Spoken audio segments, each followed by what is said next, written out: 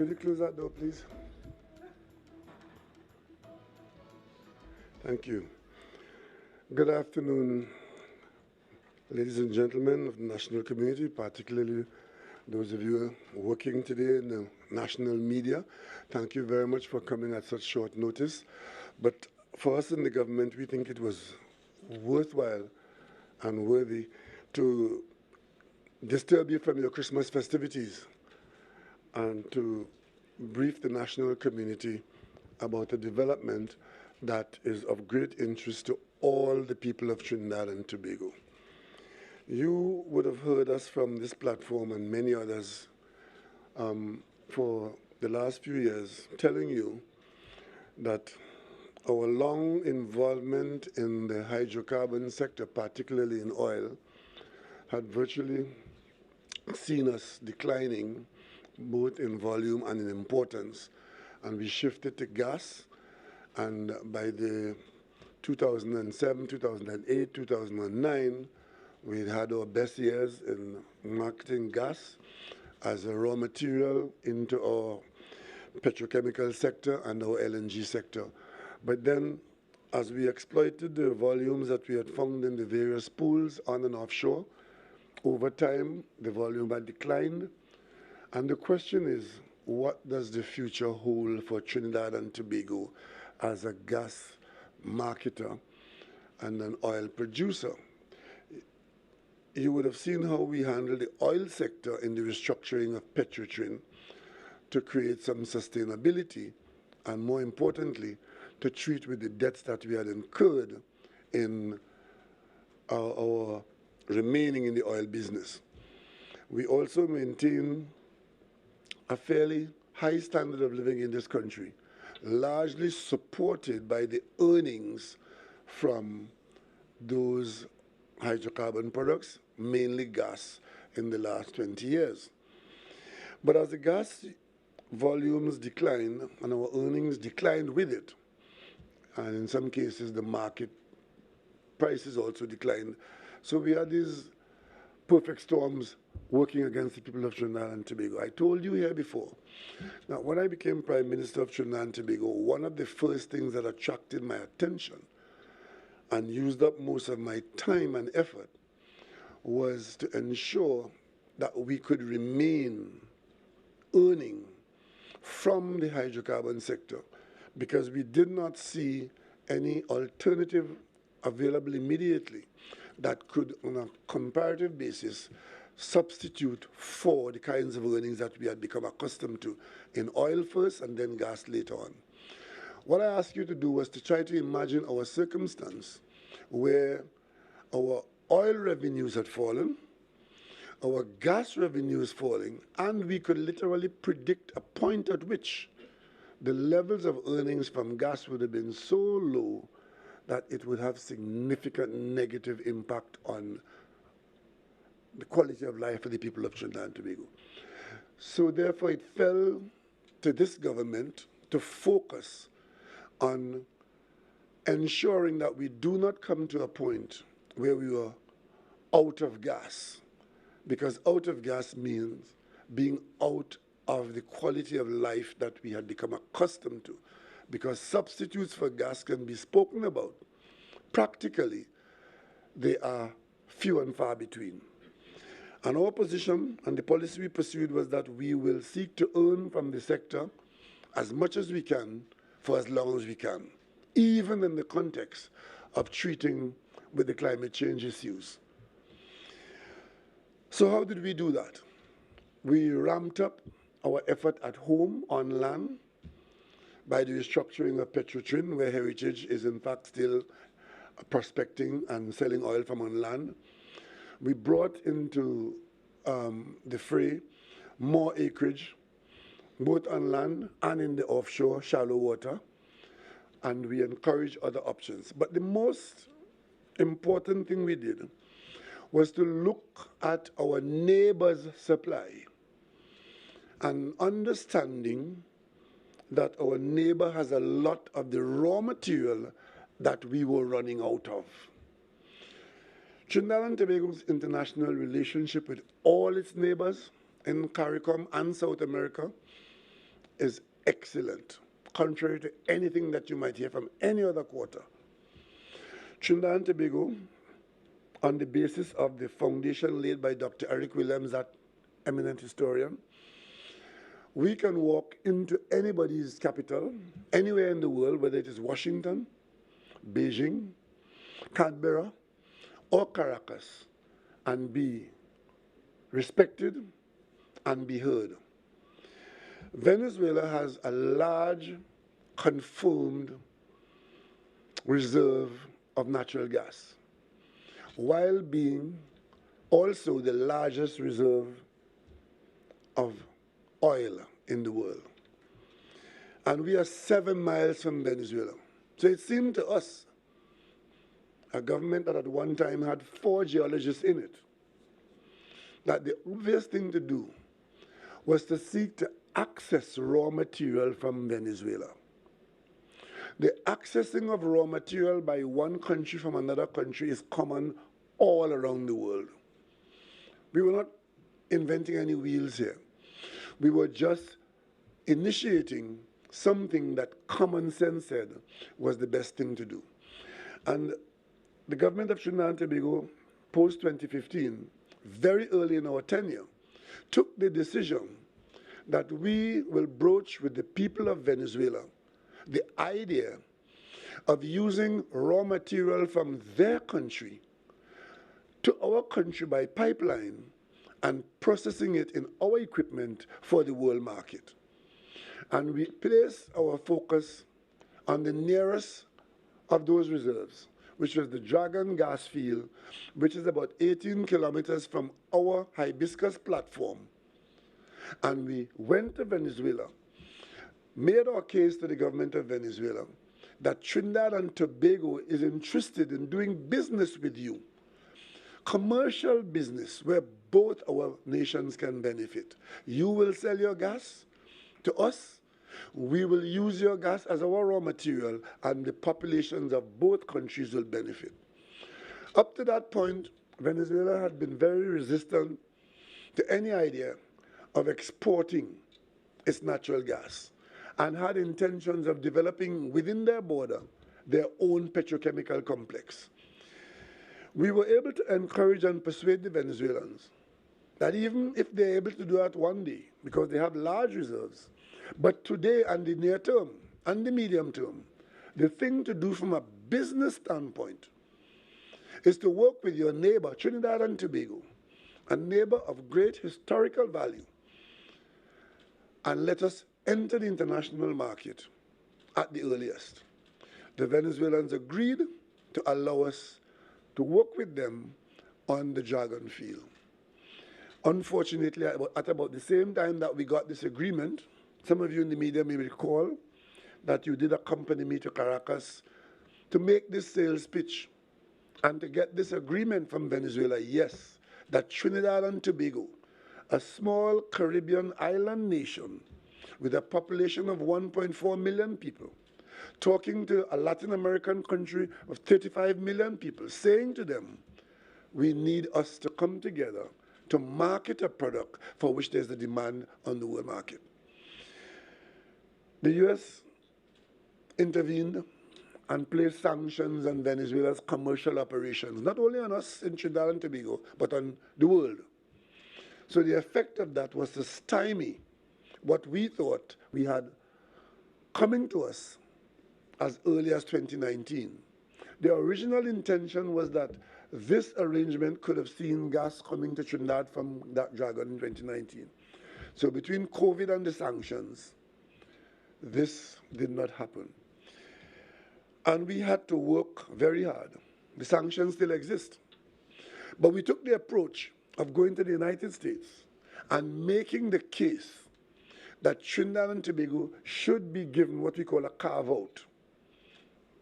Carry on with your concerns about whatever you think you're concerned about, but give Trinidad and Tobago a carve-out, give us what they call an OFAC license, so that we can continue to trade with Venezuela on this product, on this gas field. It took us very many days, very many trips, talking to very many people. During that time, I would tell you I have spoken to very many Republicans. I've spoken to very many Democrats. I've spoken to virtually every single person in authority in the United States, from the president to the vice president to the Speaker of the House to first-year congressmen and to experienced congressmen, chairpersons of various committees, some of whom came to visit us recently when we had the CARICOM 50th anniversary. You would have seen Congressman Greg Meeks here.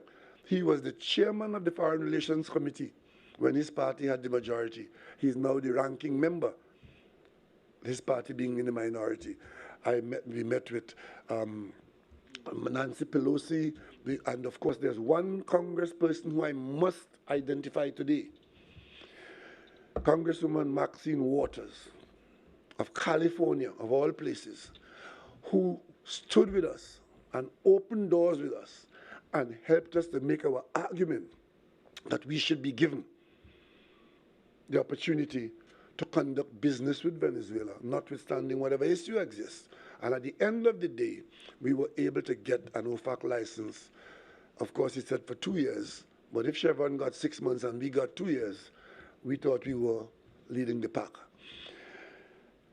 Against that background, we kept in continuous contact with Venezuela. We confirmed to the United Nations that the government of Venezuela was the Maduro government. We made our arguments with Venezuela on all issues. Let it not be said that we have not been speaking to Venezuela on all issues, including the issue with Guyana. But at the end of the day, Trinidad and Tobago stands on its principles, and we are respected for that, regardless of the circumstances.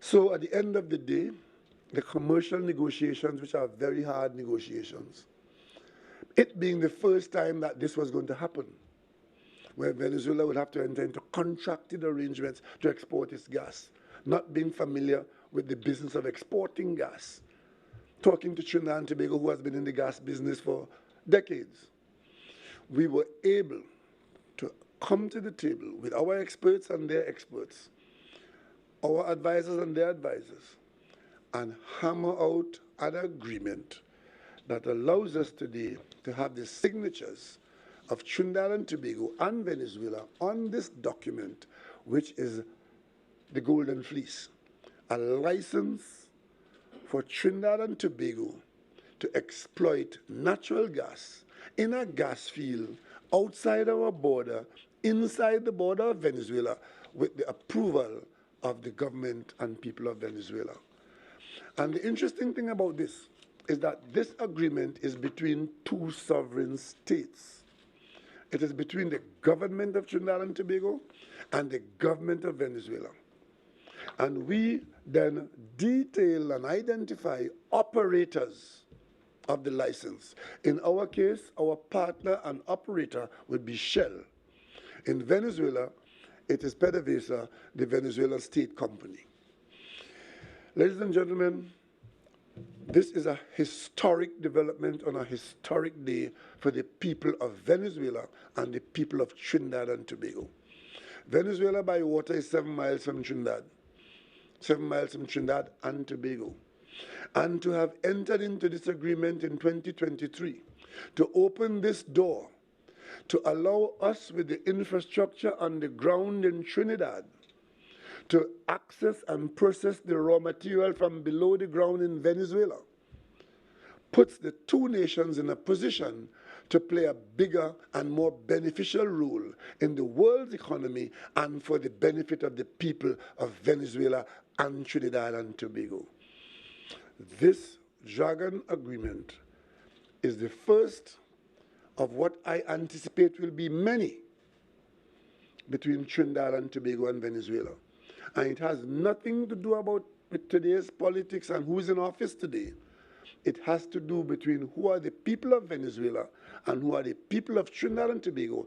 And as long as we remain neighborly, with respect for each other, acting in good order, this is sustainable for a long, long time. For the people of Trinidad and Tobago, it means that we are now in a position to access more gas, to keep us in the business longer. And for the people of Venezuela, it means that they have access to the international market and to benefit from the earnings of these operations. Whether it is government or opposition, this is for the benefit of the people of Venezuela and for the people of Trinidad and Tobago. I told you before, I stayed in this office after COVID, or during COVID, because I did not want to leave my colleagues and the country in the middle of a pandemic. And this decision was also one of the things that kept me interested in this office, because I knew that the people of Trinidad and Tobago had a lot riding on this. I ask you today to ignore the naysayers and to accept that this is an extremely important development, if only to preserve the ability to aspire to the quality of life that we had become accustomed to in the islands of Trinidad and Tobago. At this point, I would like to ask the Minister of Energy, who has come from Caracas, as he is there, straight to your press conference to give you further information, and you can put a few questions to him after. Thank you very much. Minister Young. Thank you very much, Prime Minister. And good afternoon to citizens of Trinidad and Tobago, by whatever means you're following us, and members of the press. What the Prime Minister has said in a very eloquent manner is actually humbly a bit of an understatement as to the significance of what has taken place for the people of Trinidad and Tobago, Prime Minister, in the last 21 days, starting with the beginning of December to yesterday's date. Just to give you a quick contextual background, as the Prime Minister identified, we came in. You can go and look at the numbers yourself, because the numbers don't lie, and you will see that gas was on a decline. From 2010, it was at a high in 2007, 2008. By 2010, it had started to decline under 4 BCF a day, and it was on a downward trajectory. And there were no gas contracts negotiated. There was no real hope on the horizon. Immediately, the Prime Minister, as he said, identified this as an area of priority for the government, and he set about working. Critical, as he said, in maintaining lifestyle. And one thing I'd like to add, and it was just a few weeks ago, it became very clear in a discussion with one of our rating agencies. They asked this critical question: how is it with a reduction in your production? Your gas production and oil production have gone downwards. You have managed to maintain the similar levels of revenue as to what you had before. One important point that we need to emphasize here today, Prime Minister, is what we did in addition to the work that I'll come to in a short while to increase production for the future, is we set about renegotiating revenue streams. So even with lower production levels, we negotiated for the people of Trinidad and Tobago better prices for the declining resources that we were selling, and that is how we've managed to get our revenue to stay. As the Prime Minister said, on the 1st of December and thereabouts, after on the 5th of December when we were in London, as he stood here a few weeks ago, that's the next thing I'd like to emphasize. Historically, we renegotiated Atlantic LNG, which opens up projects like Dragon and others. And again, that was historic, it's never been done in the world. Last night, Prime Minister, citizens of Trinidad and Tobago, I can report to you all that after 9 o'clock last night, we managed to culminate 7 years of hard work, and as the Prime Minister has in his hands now, a historic document that has never been negotiated with Venezuela before, which is for the exploitation of natural gas from Venezuela, the export of natural gas from Venezuela to Trinidad and Tobago. And it was yesterday afternoon about this time that that point was made to me as we were leading the negotiations, where they said, this has never happened before, as we were discussing and finalizing the terms for the Dragon gas deal. It was in 2016 we signed the first government-to-government arrangement. It was later on that year that a further agreement was signed, and then we moved to a commercial term sheet in 2018. The differences at that time were the license was with PDVSA. Today, the license is no longer with PDVSA. What we had in 2018 was PDVSA as the license holder, and that we, through Shell, would be able to get the gas from PDVSA and bring it to Trinidad and Tobago on commercial term sheets. Unfortunately, as outlined by the Prime Minister, that could not happen because of the US sanctions that were put in place. We never stopped. The Prime Minister has outlined how we worked very hard last year with a lot of meetings. I remember on a particular day, the Prime Minister made no less than 5 speeches to 5 different audiences in the capital of the United States as we persuaded them, or attempted to persuade them, to give us a carve-out. Again, we were the first people to get an OFAC license for 2 years to do business with Venezuela. That came in January of this year. You know, the terms of that license did not initially permit us to pay in cash. We had to pay via humanitarian needs. We had continued to stay engaged with Venezuela. Of course, that presented a bit of a challenge.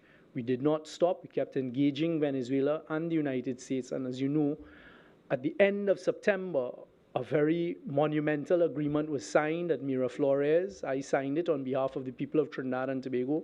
Minister Telechia signed it on behalf of the people of Venezuela, which was the opening, an agreement with Venezuela that we would exploit their hydrocarbon resources, in particular gas resources, from Dragon Field and bring it to Trinidad and Tobago. We agreed the allocation, where the gas would go, and these types of things. And also, it was not limited to Dragon. That was the opening, that President Maduro identified this would not only be for Dragon, and that was the framework. Of course, at that stage, you still had the difficulty and the challenge of how to pay for the gas. Shortly thereafter, as a result of 2 requests, official requests by us for amendments, the United States on the 17th of October issued an amendment license that expires on the 31st of October 2025 for Trinidad and Tobago to be able to exploit the gas from Dragon Field and to pay for it in US currency, bolivars, any other fiat currency. And that opened up the door. We've been engaged in very difficult negotiations, commercial negotiations. Yesterday, as I met with the Venezuelan team and their 2 consultant reports, it was similar to what we faced with the Atlantic LNG. And again, we were able to use our experience from those negotiations with Venezuela and to determine a pricing mechanism. And today, as at 9 o'clock last night, Trinidad and Tobago now has the license, and it is going to be gazetted as in accordance with Venezuelan law in Venezuela and approved by the government. The license for the exploitation and production of gas from Dragon now resides with Trinidad and Tobago with full commercial terms negotiated. There's one slight change, Prime Minister. We managed to move PDVSA out of the formula, which is even better for us now. And the producers will be Shell and NGC. We managed to negotiate that NGC is going to be in the full value chain, and that we are going to be an equity player now in the production and the exportation of this gas to Trinidad and Tobago at a very competitive price that will benefit both the people of Venezuela and us here in Trinidad and Tobago. And of course, it opens up doors. Immediately we began discussing thereafter what may come in the future, but that is for another time. So today, Trinidad and Tobago, I can say without fear of contradiction, we have the legal documentation in hand that we are now the holders of the license, the official license for the Dragon gas field, and that gas will come to Trinidad and Tobago. We have remained engaged with all of the stakeholders, including the United States, at every step of the way, but most importantly, with the Venezuelan government at the highest levels. And today we have that, in addition to what we announced at the beginning of December, which is a restructured Atlantic LNG, which again has never been done anywhere in the world, that opens up a new market. And just in conclusion, this is only one of the initiatives that the government of Trinidad and Tobago has put in place. So when I hear certain persons saying, well, all of the eggs in one basket, that is the furthest thing from the truth. We are negotiating Calypso, which is deep water gas. We manage, and you've heard this story told by the Prime Minister numerous times, the Manatee field with Shell. And it is last night, I can tell you all this, Shell out of school, when we were exchanging stories after we received the license, the Shell executive, as a result of the relationship with the government of Trinidad and Tobago, has now challenged the Shell workers to see if they can produce Manatee and Dragon as a competition, which can come on faster than the other. So that is only good news for Trinidad, but Manatee, which is going to be the largest gas production in our waters in decades, is a go. They're producing the plans. In our discussions, we intend to have a ship over the Dragon field to do the necessary surveys of where the wells, etc., will go. In April of next year, all of these things are in train. Those are two of the initiatives. You would know that we've brought on for the first time commercial gas from onshore with Touchstone. BP have done a number of initiatives, including their infill drilling. EOG have a rig here that is drilling for the next year, and they're planning to keep it on. They've already drilled 3 successful wells out of 5. They're looking at the other 2, but they expect success, and there are more wells to be drilled. So these are many of the initiatives. We've had a successful, this year alone, shallow water, onshore, shallow water, nearshore bid rounds, where we put out 8 blocks, 16 bids were put in. All of the blocks have been awarded, so you could expect more work there. So in every single area of gas production, we signed an important MOU with Suriname earlier this year because they seem to have significant gas resources. Very quickly on the heels of that, the teams were appointed, and I can report to the people of Trinidad and Tobago, we have had several meetings along with the government of Suriname and their technical people from Statsoli, and we are progressing that. You would have also seen recently players such as Petronas be invited to Trinidad, and they're showing an interest in our shallow water. ENI are also showing an interest. So there is a lot going on for future gas production. It is not only about this cross-border gas from Dragon, which I am very thankful and happy as a Trinidadian, we can now report for the first time there is a license for gas to be exported from Venezuela to monetizing units both at Point Lisas. In Petchem, we have agreed allocation to Petchem as well as to LNG with Atlantic LNG. So it is wholly false to suggest that all of the eggs are in one basket. We have covered all of the bases, and today is a great day for Trinidad and Tobago, in my humble opinion, especially on the heels of what we achieved at the beginning of December. Prime Minister. Thank you, Minister Young. You would understand that this is not only of interest to us here in the government and among the people of Trinidad and Tobago and Venezuela. The commercial international companies that are involved in using these products or marketing them also have an interest. When I was in Canada in the Ottawa CARICOM summit recently, one of the meetings I had was with Nutrien, which is one of the largest fertilizer producing companies in the world. And I could tell you that they were even more excited than we were about the prospect of Trinidad and Tobago getting more gas.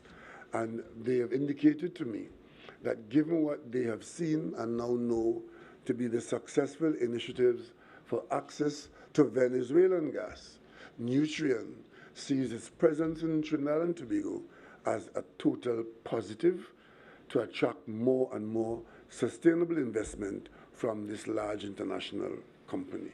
So it has a knock-on effect. Correct. The same thing Mr. Young didn't mention, but I could mention it here, that one of the agreements we got during the restructuring of Atlantic LNG was that Atlantic LNG, the processing plant to create LNG for export, which hitherto only processed gas from its shareholders. The new agreement allowed third-party gas to come to the plant and be processed by arrangements to be worked out. So it means that companies that are out there exploring, especially those in the offshore and the deep offshore, they can confidently go about investing their money in these new horizons knowing that if they are successful in the exploitation and they find gas, that gas can find a place at the LNG plant in Point 14 to get its way to market. And that is very important, because if you find gas or oil and you have no mechanism or outlet for it, it remains in place. Need I remind you that the North Coast Marine area, north of Trinidad, where the gas was found by Deminex and Agip in the 70s, that gas remained in place unexported until BG came and took part in the creation of Atlantic LNG 1. So now that we had done what we just did, which is to restructure the LNG business to allow third-party gas to go to Atlantic LNG, all the companies working offshore, if they do find gas or do have gas, they have a way to the market. And that will encourage investment, because there's no risk of your gas being stranded in the event that you find and have no access to market. So all of these are good news for Trinidad and Tobago. And the agreements, I should tell you, part of the vision is to make Trinidad and Tobago, especially Point Lisa's, Point 14 as they exist now, to make our country the manufacturing and exporting hub for hydrocarbons in the northern part of South America and the Caribbean islands. That is our vision. And all the work we've done in the last 6 or 7 years is to materialize that. And that is why we have engaged with Barbados by way of a memorandum of understanding. Exploration is now taking place in the Barbados offshore acreage. In the event that they find gas, we are already in place by a memorandum of understanding with the government of Barbados that we would seek to find their surplus gas, making its way to Trinidad and Tobago. We've done the same thing with Grenada, where exploration is taking place, that we have in place a memorandum of understanding, because we internationally are a country with great experience in the pipeline business. So wherever the gas is found in or around the region near to us, because we have the experience of the pipeline business, we can pipe that gas to Trinidad and Tobago and be the producer of finished petrochemical products, LNG, and get it to the international market. We have an MOU with the government of Suriname, where they've been finding some significant volumes of gas, and it's all about pipelines and commercial business. So, ladies and gentlemen, this is what we have been focusing on very much for the last few years, because without it, I want to invite the people of Trinidad and Tobago to envisage a future, 5 years, 8 years, 10 years, without being able to access a revenue stream as we have been accustomed to in the last 25 or 30 years. And if you think 5 years or 10 years is a long time, just ask yourself where you were last 5 years ago. And if you could find that place, say that today was the day when that business would have ended. That gives you an idea of how it goes. Ask yourself where you were 10 years ago. Our reserves, as we know them now within our border, if it is not augmented, if we do not have great finds within our border, 10 years from today, our reserves would have run out, and we will then be without that. That is why this issue has attracted so much attention and absorbed so much effort from this government at this time, because this was, as far as we are concerned, one of our priorities. And thankfully, we've got the cooperation of very many people. We have a lobbying firm in Washington who we pay to lobby for us. Today I want to acknowledge their presence and the hard work they've done in Washington and New York. It's called The Group. You may Google it if you wish. The Group. It's a lobby group in Washington, because in America it's a very serious business. You can't lobby without declaring your business and being registered. They opened so many doors for us. And all the doors that were opened in Washington were important in getting us to be able to get to this position in an environment where Venezuela is still under sanction by the United States and its business being curtailed. But we were able to get a carve out to allow us to do business while the sanctions remain in force. We have not removed American sanctions. What we have done is earned an opportunity to work while the sanctions are in force, but not applying to us. All that's left for me to do here, ladies and gentlemen, before I take a couple questions from you, is to thank a member of the Cabinet of Trinidad and Tobago, Minister Young, who, by virtue of his personal competence and professional expertise, has done yeoman service as a member of the Cabinet in this very complicated environment, leading the Trinidad and Tobago effort in these matters. I want to thank him very sincerely as a member of our Cabinet and who has done well for the people of Trinidad and Tobago who depended on us to get these things done, to keep our people whole in a very, very stormy environment. If you have any questions, we'll take them now. And you could indicate who you're putting your question to. Good afternoon, Prime Minister. Good afternoon, Mr. Young. May I wish both of you all and your respected families all the best of this season. Merry Christmas. Thank you very much. Prosperity and brightness in 2024. Mr. Young, would you please provide us with some details of the license that you signed last night?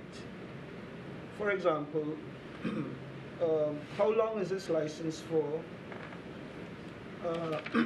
When is Shell's final investment decision expected to be made? If PDVSA is not in the picture, who represents Venezuela? You spoke about an equity.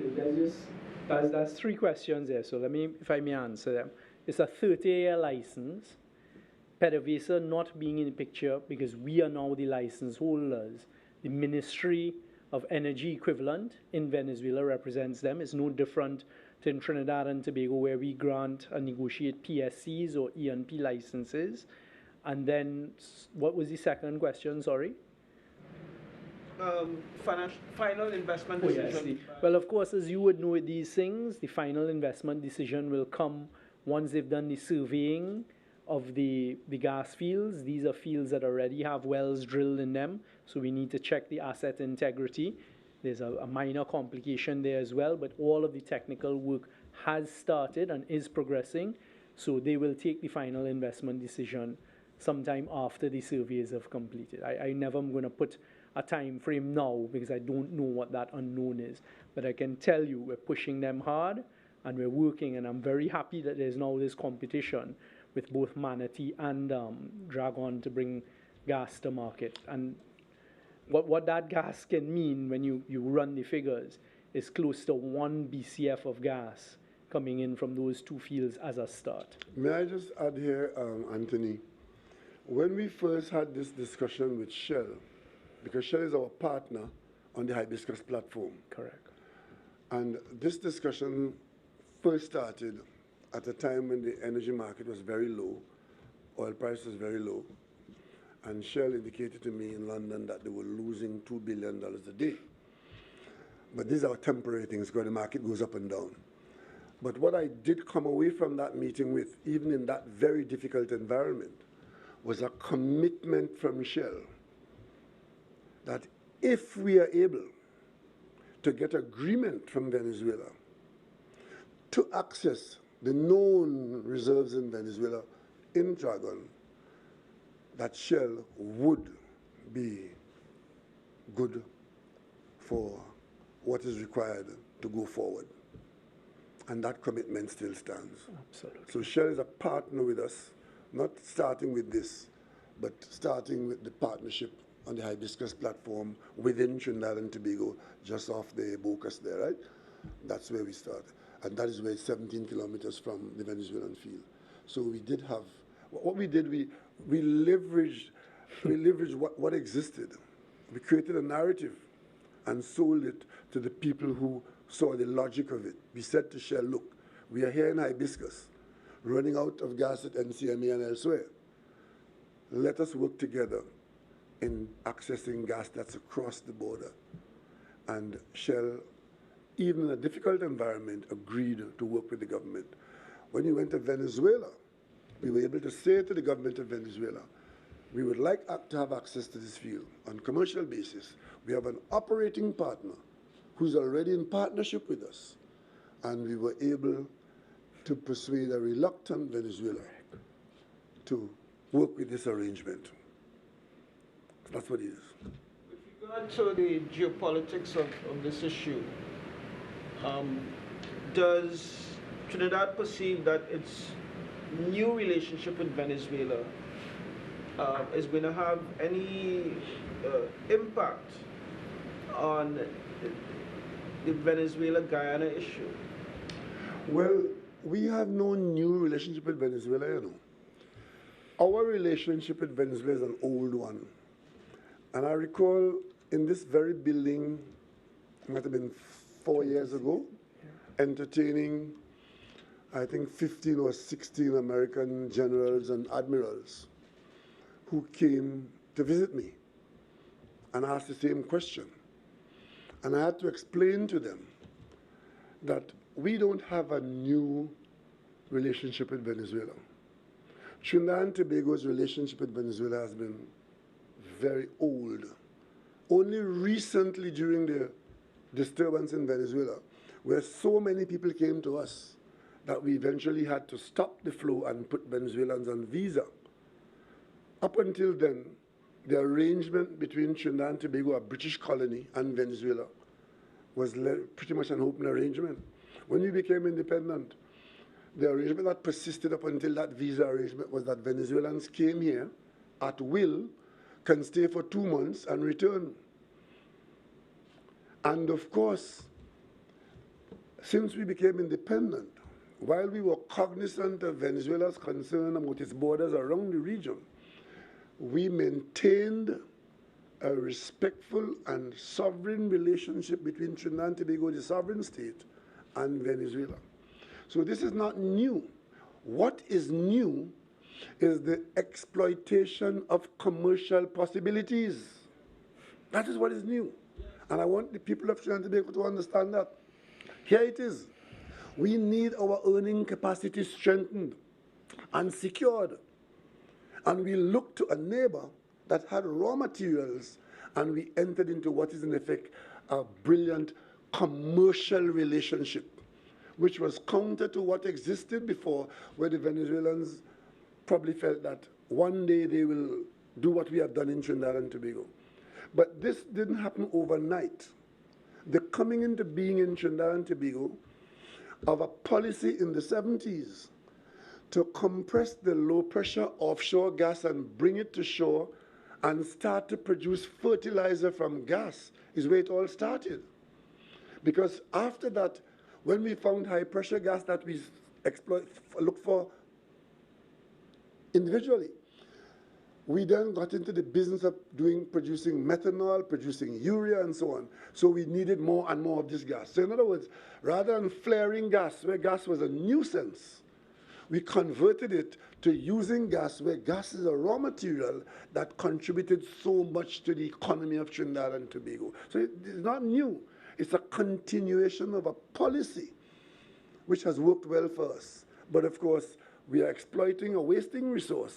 So there came a time when the volume available to us had fallen so low that it became of great concern to us.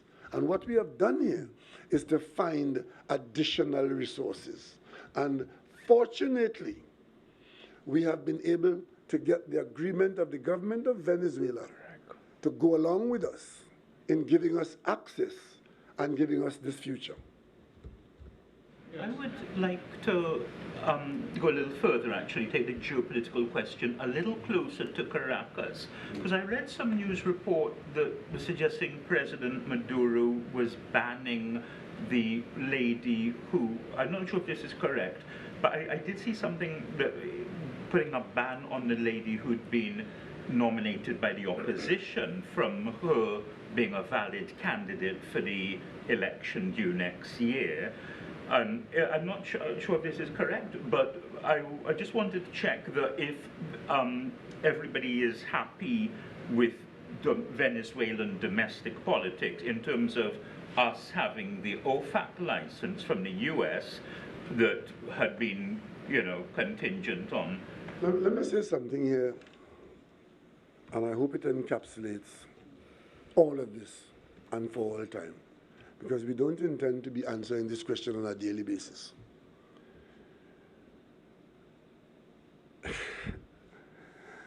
Recently, it was 3 weeks ago, a former Foreign Secretary of the United States was buried. And I think his understanding of international relationships was that countries don't have friends, they have interests. Those are not my words.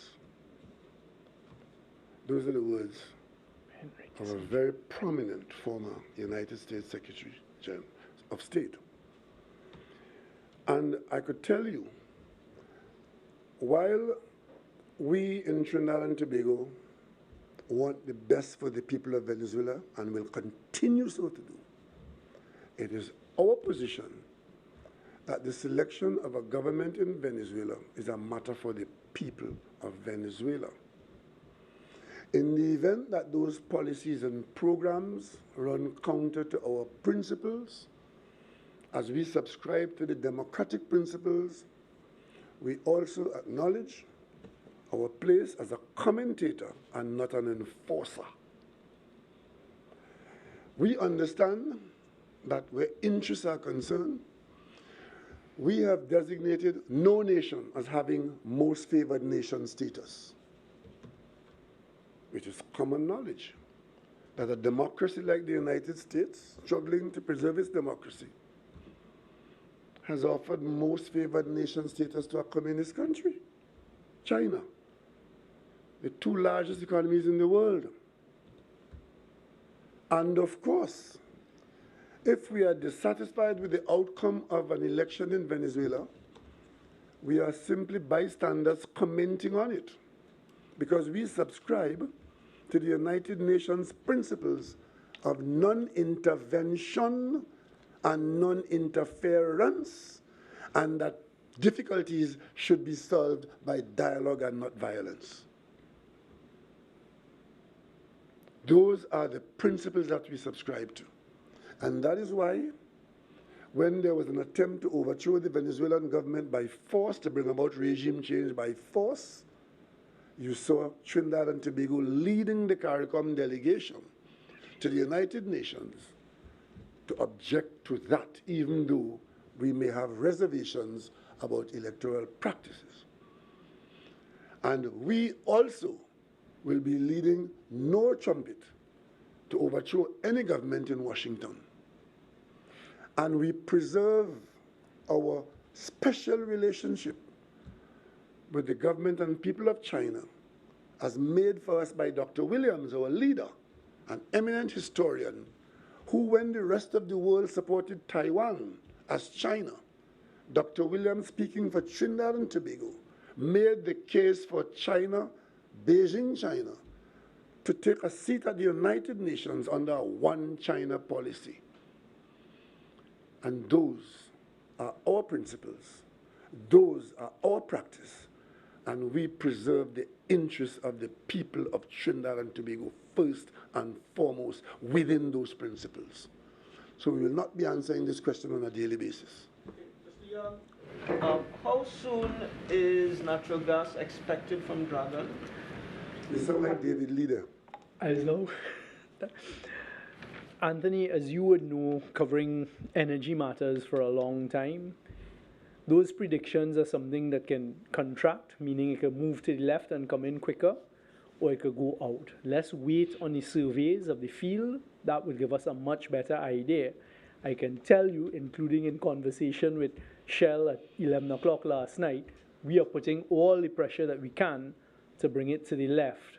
within a 2-year period, but we need to survey, have those fields surveyed, do the asset integrity, and also get the items, the long lead items, the drill ships, the pipelines, etc. in place. So now is not a time to try and make those predictions until we have more information. Well, Anthony, the way these things go, it's all commercial and all business. There are a number of variable contracts for drill ships in the region within our territory. And the various companies talk to one another. And we talk to all of them on an ongoing basis. So what you need to have to work out is what is available. Do we have the drill ships within the region? Do we have the contracts that are ending that we could continue, and so on and so on? And it's all within what is doable with an intention to do it in the shortest possible time. So to try to answer your question today and give you a date would be spurious accuracy. But what we are doing is seeking to exploit the fact that there's a lot of activity taking place now within our border and nearby. And therefore, we'll want to bring that environment to bear on this new development where add the dragon feel to the work that is going on here. And we could already see where it is possible to shorten the time that it would have taken by virtue of the parties being able to use resources that otherwise would not have been available, but that might be available in the region. So by the time we get to, I would say, the second quarter of next year, by the second quarter of next year, we'll be in a position to answer that question specifically about time and date, because the companies would have been able to work out a relationship between the contracts that are available, the vessels that are available, and who can break, who ends, and who can go where. And just to add to that, Anthony, what the Prime Minister has said, which is completely correct, you would have seen recently, just before we went up to London, Shell award the contract to McDermott for Manatee. So there are synergies, there are economies of scale that we are trying to leverage and exploit in everything. What does this signing mean for the average Trinidad and Tobago citizen? Let me answer that one. It means that at worst, we are aiming to preserve what we have now. Because the first thing you have to do if you're bleeding is to stop the flow. And then you work towards the healing and returning to normalcy. What we're aiming to do is to protect our revenue stream. And if all goes well, as the economists always say, if all things being equal, which they never are, of course, you know, they never are, but it's good for the equation that you'll be using, all things being equal, we are hoping that sometime in the not too distant future, the flow of gas to our infrastructure would be such that we could return to some level of gas consumption at the processing end that would put us in a better position that we are in today. Right? May I remind you, I saw a political leader on our local platform saying that the Prime Minister say that, I should forget that because it doesn't make any sense. And I'm not good at talking things that don't make sense. But let me put it this way. At peak, given the infrastructure we have in the country, one of the arguments we use with the Americans when we talk to them at length in recent months is that we are the only country in the world with spare capacity next to proven to handle raw. Next to proven reserves, that's the equation. We have spare processing capacity in Trinidad and Tobago next to proven reserves. Correct. To produce products that the world needs. And I'm talking in the context of the Ukraine war and the context of European countries having difficulty finding the gas that they need. So, because we have that capacity, when we used it to its fullest, we were consuming 4.2 billion cubic feet of gas per day. And I want to repeat that so that other political aspirants in Trinidad and Tobago will not misrepresent what I've said.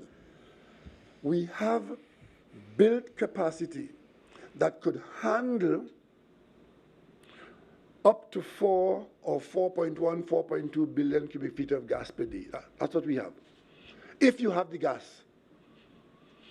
to work at that level. Today, we are consuming only 2.6 or 2.5 billion cubic feet of gas per day, not million as the political leader of the new party said. It's billion, billion cubic feet.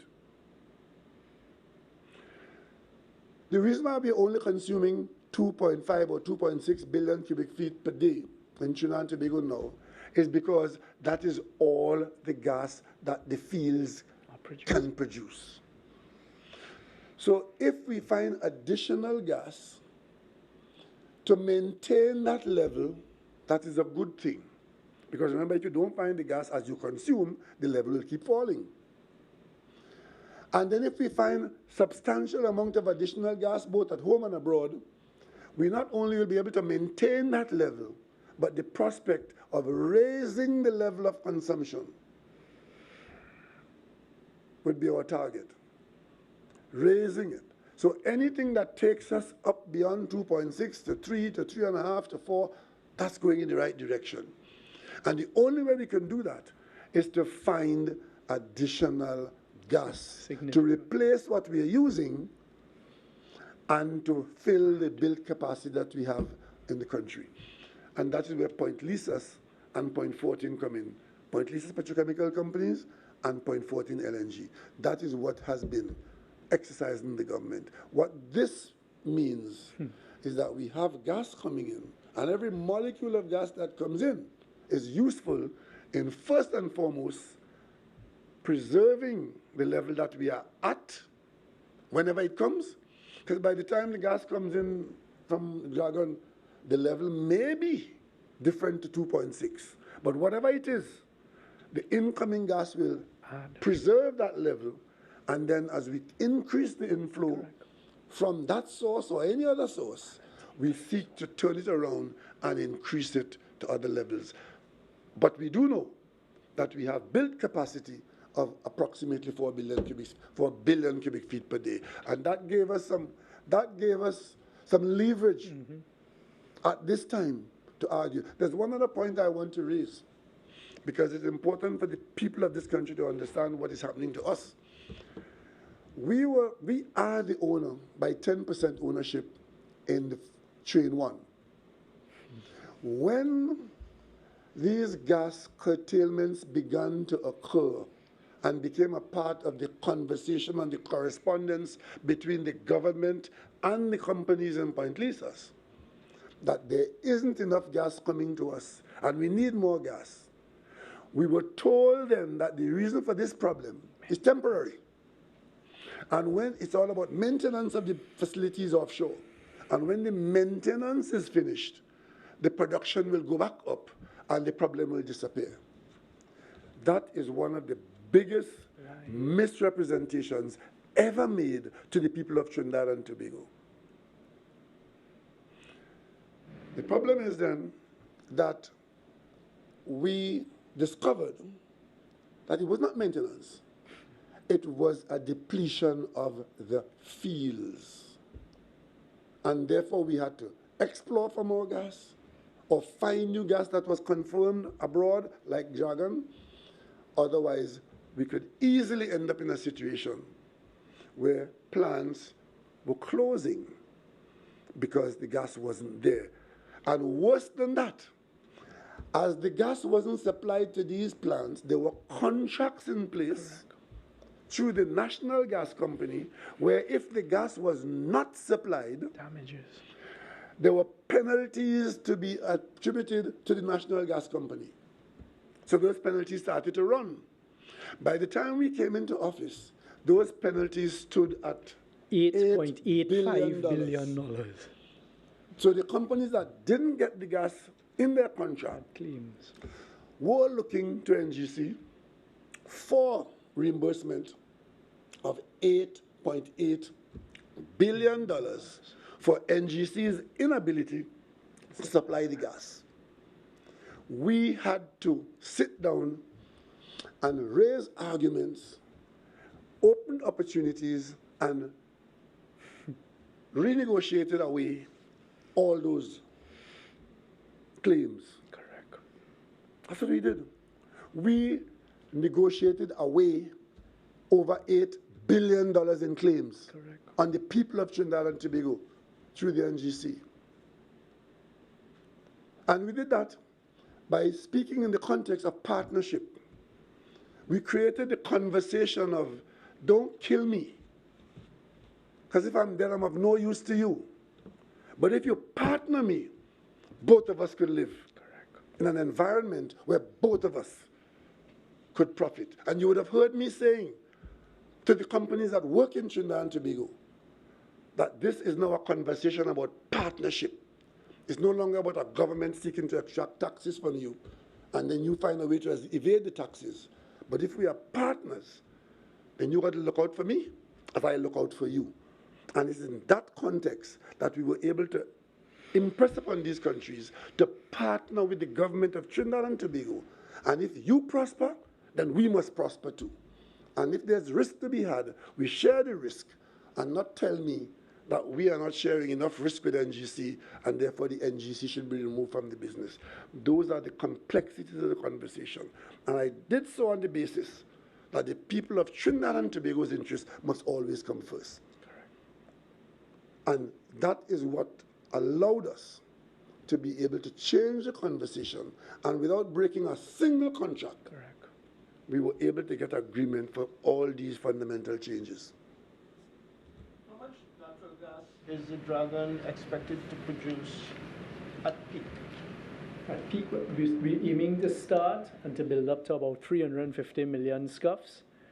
But as I say, when you get to the engineering designs, we are going to be looking at additional capacity there, trying to see what could come in the future. So it could go up to about 450 million scuff, but the figure we have in mind is 350 million.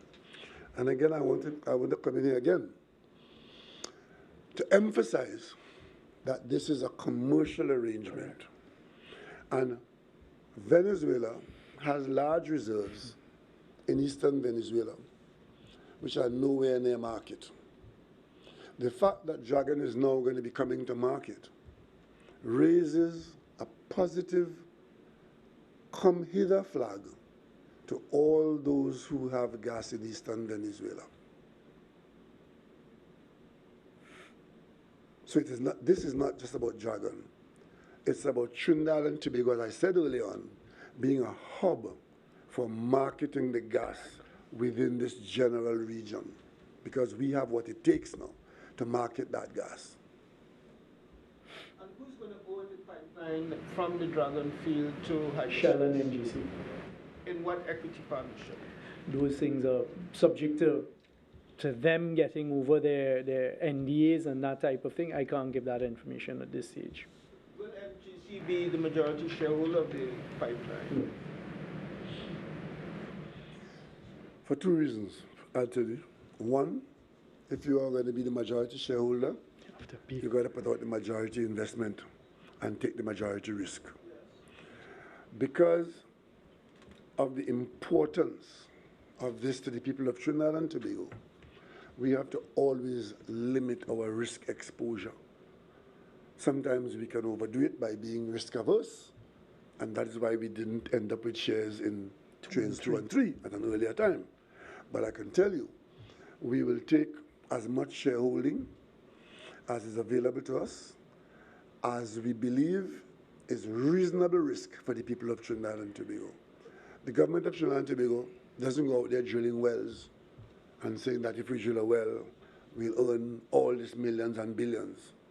Because we also know if the hole is dry, you would also have lost millions and billions. So what we do, we balance that risk. But we are not shy in taking the shareholding, and we will ensure that we are a substantial partner. Prime Minister, if I may also add to exactly what the Prime Minister has said, this is not the only deal and transaction that NGC is looking at and working towards. So in the whole balancing act, we need to have capacity and capital to go into other areas that hopefully will come to fruition. Recently, Anthony, I heard one of our national narrative makers saying that $100 million is what we When parliamentarians speak like that, to me, it's quite annoying, right? Because they talk about things that they don't know anything about. Correct. But they influence the population's psyche. $100 million for the pipeline. Yeah. They just came up with a figure. Correct. Just pull a figure out of the air. The last time we discussed this, the pipeline from Dragon to Hibiscus to Point 14 was substantially more than that. Correct. Enough to make the government of Trinidad and Tobago say, we don't have that money. And if we are to get that money, we have to borrow it. And if we borrow that kind of money to invest, it will have other consequences on the country. So we have to look at the broader picture, and this is not the only thing that the government is engaged in. Correct. The government is engaged in a number of other things. So we have to make sure that we prioritize and that we take a reasonable amount of involvement. But where the government is strong is on policy and, of course, diplomacy. Shell couldn't have got into this without Trinidad and Tobago. And that was set up to yesterday, Prime Minister, by the Venezuelans. Right? With all the money that Shell has, Shell couldn't get into this arrangement without being a partner of Trinidad and Tobago. And having said that, I want to congratulate the Foreign Minister of Trinidad and Tobago, Dr. Emery Brown, who has done yeoman service in preserving CARICOM and Trinidad and Tobago. And I want to take the opportunity here too, at this moment, to thank my CARICOM colleagues, a couple of whom ought to be identified for speaking up for Trinidad and Tobago when we fought this fight in Washington to get this license, get that OFAC license. I speak here specifically about President Ulfanali of Guyana. I speak here specifically about Prime Minister Mia Mottley of Barbados and Prime Minister Brown of Antigua. These are people who spoke loudly in support of Trinidad and Tobago's position as we fought this fight to escape the strictures of the American sanctions. Thank you very much. You have one more question, Anthony. Thursday night's signing of the license for the Dragon, what does it mean for the future of the Republic of Trinidad and Tobago? It means a whole lot. It means that we could plan a future based on prospective revenues that would not have been on the horizon if we didn't have access to these raw materials. I want the people of Trinidad and Tobago to see natural gas coming from Venezuela as a raw material. Right now we import lumber from Venezuela. We import pine from the Venezuelan pine fields. And we use those pines to make wood products and we export it. That's lumber. See the same thing with the raw material, gas. The gas comes into us as raw material. If it has liquids, we extract the liquids. That has very high value. And then the dry gas goes to LNG and it becomes the LNG for export. And the more that we handle, the more revenue will come to us and will come to the people of Venezuela. A simple formula like that. Raw material to like a factory. The LNG plant in Point Lisas is like a factory. It uses its processes, chemical processes, and it converts the LNG. It produces the raw natural gas to LNG that can go into a tanker, that can go anywhere in the world. Once it gets into that tanker, it's now available to the world market. And of course, when we talk to you again sometime, we talk about one of the things we have not mentioned, we've made changes in our marketing arrangements. Because one of the changes that we've made, prior to us coming into office, the oil companies used to market our minister's share of the gas. And of course, you know what that means. We've changed that. We now market our own share. And as a result of that, we get access to a better price in the marketplace, selling it to the very people who were marketing it for us before. So we made some substantial progress, but there's a lot more to be done. And the future, while it's not a boom, but it's a brighter future. as of today. I want to wish all of you in this season of festivities and of Christmas in Trinidad and Tobago a very Merry Christmas. And if I don't see you before the New Year, a bright and prosperous New Year. Thank you very much.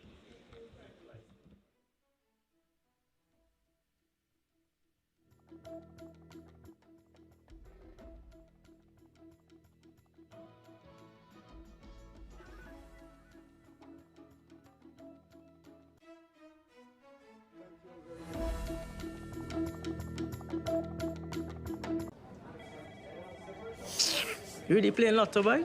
You know nobody else win them thing? Nah,